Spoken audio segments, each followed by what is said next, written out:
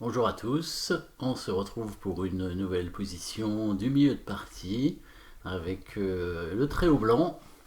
Le trait au blanc ici, dans cette position.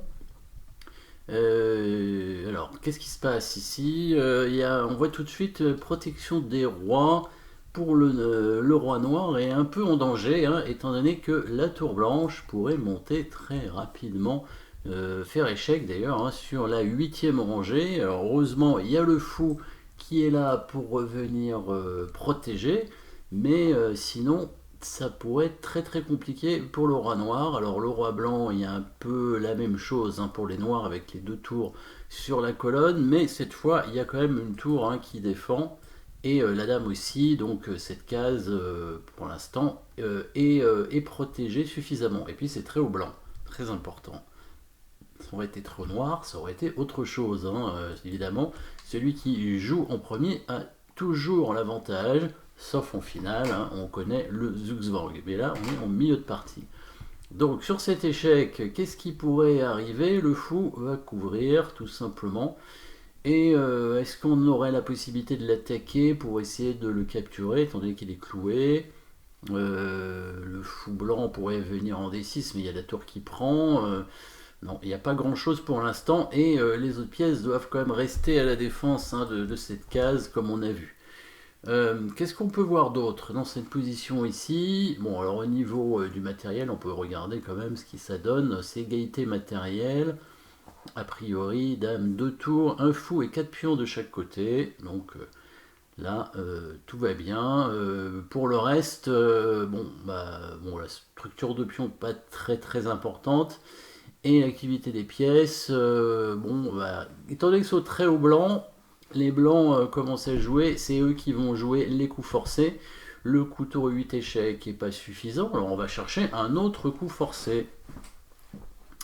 Alors, il n'y a pas d'autre échec. Donc, on va chercher quoi? Bah, une menace de mat, évidemment. Et une menace de mat, alors on va pas réussir à trouver une menace de mat en un coup, parce que il y a la dame ou le fou qui va couvrir. Par contre, on peut trouver une menace de mat, bah, en deux coups du coup, hein, des coups forcés bien sûr.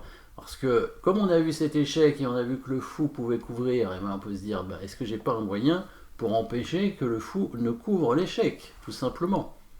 Donc qu'est-ce qu'on pourrait faire? Oh, ben, il faudrait alors empêcher le fou de couvrir l'échec. Ça peut vouloir dire différentes choses. Soit on élimine le fou, bien sûr, à ce moment-là évidemment il ne pourra plus faire échec.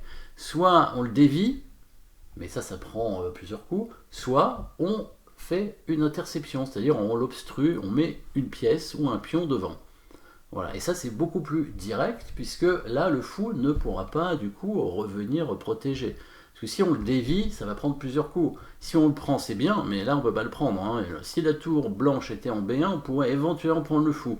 Bien que on a vu que les noirs avaient une contre-attaque, hein. Donc la tour blanche aurait de toute façon pas pu jouer. Mais si on avait un cavalier quelque part, là le fou évidemment pourrait le prendre. Et là c'est pas le cas. Donc peut-être la dernière option qui est d'obstruer, de faire une interception. Donc pousser le pion, est-ce que ça va servir à quelque chose? Bon, déjà ça bloque le fou, c'est intéressant, mais s'il prend le pion avec son fou, peut-être ça va pas très très loin. Et puis il n'y a rien qui l'oblige à prendre le pion en fait. Hein, il peut éventuellement parer la menace de mat, de la tour ici, peut-être en poussant lui-même un pion, voir s'il est malin, prendre la tour avec la lame. Parce que finalement, le coup de pion ici, il sert pas à grand chose. Et donc, ça redonne un peu le trait à l'adversaire. Et s'il prend la tour avec la dame, bah, c'est lui qui va faire mat après si la dame prend. Là, cette fois, la dame est déviée de la défense de cette case. Et là, ça pourrait faire mat. Donc, on va chercher une autre interception peut-être. Et on peut trouver le coup fou D6 qui permet d'obstruer du coup la diagonale du fou noir. Et donc là, ce serait une menace de mat en deux coups, hein. Tour 8, dame F8, tour point F8. Mais ce sont des coups forcés, hein. Pour ça, c'est deux coups, mais ce sont deux coups forcés évidemment. Donc fou D6 menace mat. Et à la différence du coup C5, c'est que ça menace autre chose aussi, parce que ça fait une interception de ce côté-là, mais ça fait une autre interception, l'interception sur les deux tours cette fois. Et là, il y aurait une menace pour les blancs de capturer la tour en D3. Donc si les noirs font rien ou s'ils poussent un pion, on menace de prendre cette tour. Alors évidemment, on menace aussi le fou, évidemment, le fou en B4 est menacé par le fou en D6. Donc s'il prend le fou avec la tour, on fait mat avec la tour, donc en 2 coups. Et s'il prend le fou avec le fou, on prendrait sa tour, puisque le fou bloquerait la tour. Sauf que, vous allez me dire, mais oui, mais il fait une attaque à la découverte, il prend le pion sur échec, et après il récupère la dame avec sa tour.